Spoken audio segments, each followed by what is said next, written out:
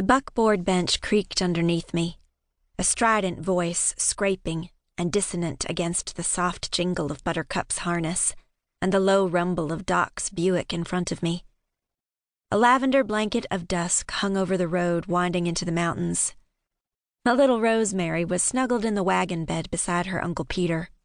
Both were sound asleep, with warm bricks at their toes and a layer of wool blankets over their bodies. Even in May, the nighttime temperatures in Arkansas's Ouachita Mountains are cold enough to nip your fingers, especially up in the gorge. I buttoned up my knit sweater. It was a bit big on me, but it was warm, and I'd let down my hair from its usual bun, shielding my neck from the chill. Peter's one good arm draped over my little girl, protecting her from any real or imagined attack, just like he had the entire time he'd been back from the war.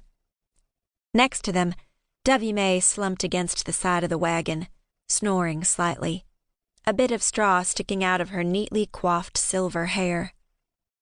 I was mighty glad Sam's ma had consented to going to town with us. Not only had she been a huge help in picking out supplies for Sam's return, but the fresh air had pinked her cheeks, and she'd entertained Rosie with her laughter.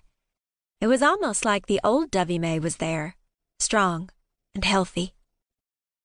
A mist from the earlier storm hung in the air and made me wish I was burrowed under a blanket, too. I should have asked Doc to handle the wagon up the switchbacks to the farm so I didn't have to. But, as usual, I was more worried about not fueling the gossips than what was best. Folks were going to talk, and it weren't worth a hill of beans to try and stop them.